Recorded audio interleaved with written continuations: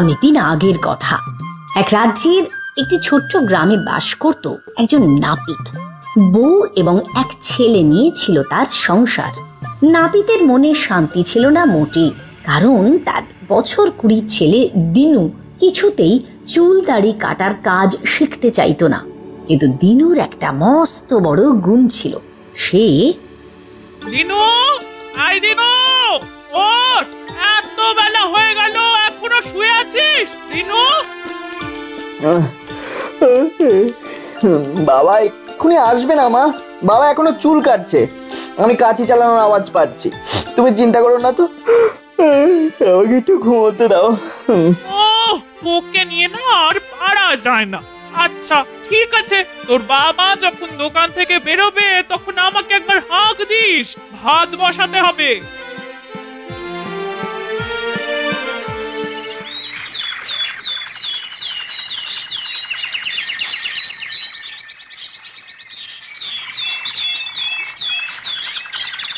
মা, বাবা আসছে, ভাত বসাও। ঠিক আছে।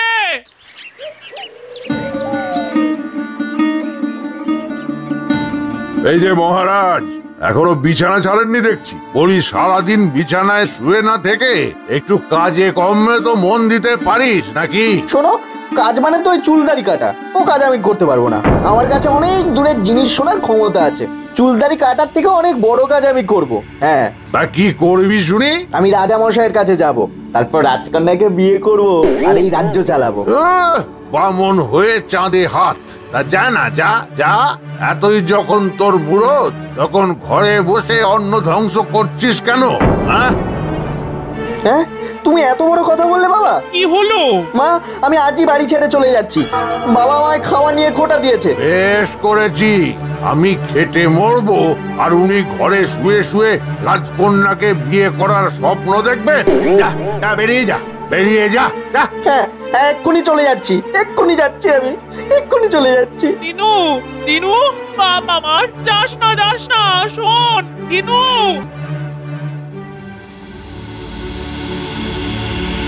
আমাকে অপমান, আমাকে?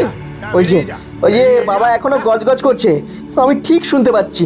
না না, আমার স্বপ্ন পূরণ না করে আমি ফিরবো না, কিছুতেই ফিরবো না। যাই যাই, রাজবাড়িতেই যাই।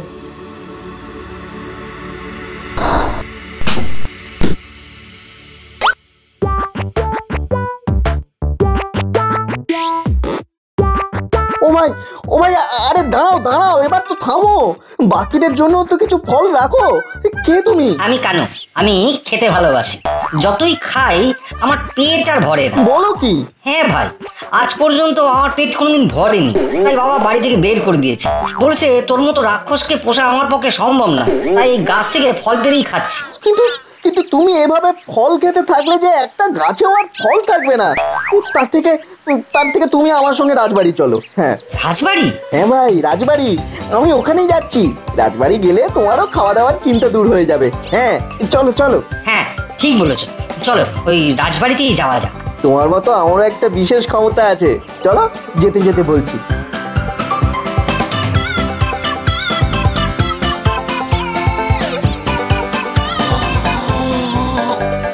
বাহ, তোমার তো দারুণ ক্ষমতা ভাই। দেখবে রাজামশাই নিশ্চয়ই তোমার সঙ্গে রাজকন্যার বিয়ে দেবেন। বাবা, এত জোরে জোরে কে নাক ডাকিয়ে ঘুমোচ্ছে? নাক ডাকছে? কই? এখানে না ভাই, দূরে। চলো তো দেখি, শব্দটা ওই দিক থেকেই আসছে।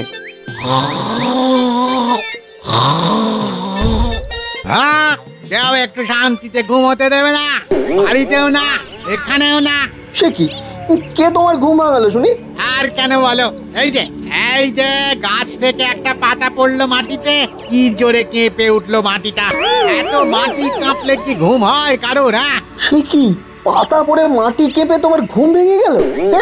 আর বলো কেন, আমি এরকমই ঘুমাতে ভালোবাসি, কিন্তু সবকিছু একদম ঠিকঠাক না হলে আমি ঘুমোতে পারি না। শুধু কি পাতা পড়া, পাশ দিয়ে একটা পিঁপড়ে হেঁটে গেলেও মনে হয় ভূমিকম্প হচ্ছে। মাটির নিচ দিয়ে একটা কেঁচো গেলেও সুরসুরি লেগে আমার ঘুম ভেঙে যায়। বাহ, আশ্চর্য ক্ষমতা তো তোমার। তা আমাদের সঙ্গে রাজবাড়ি চলো না, পালঙ্কে ভালো ঘুম হবে। চলো চলো। বাহ, তাহলে তো ভালোই হয়। কিন্তু তোমরা কে? সেটা না হয় হাঁটতে হাঁটতেই বলা যাবে।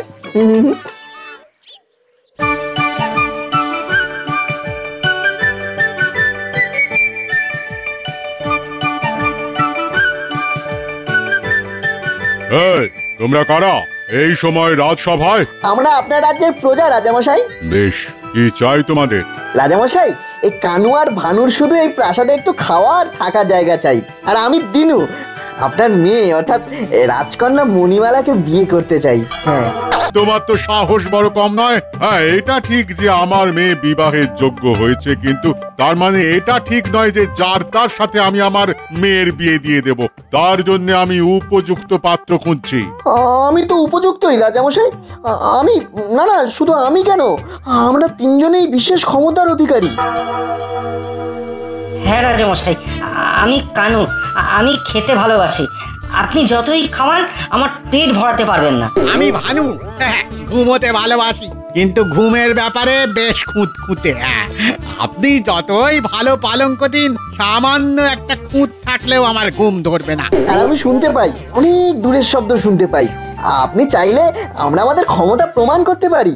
বেশ, দেখাও তাহলে তোমাদের ক্ষমতা, কিন্তু যদি দেখাতে না পারো তাহলে আমি তোমাদের গর্দান নেব। ঠিক আছে? ঠিক আছে। আর যদি আমরা আমাদের ক্ষমতার প্রমাণ আপনাকে দিতে পারি, তাহলে কানুর সারা জীবন খাওয়া আর ভানুর থাকার দায়িত্ব আপনি নেবেন, আর রাজকন্যার সাথে আমার বিয়ে দেবেন। বলুন বলুন, এই শর্তে আপনি রাজি তো? রাজি।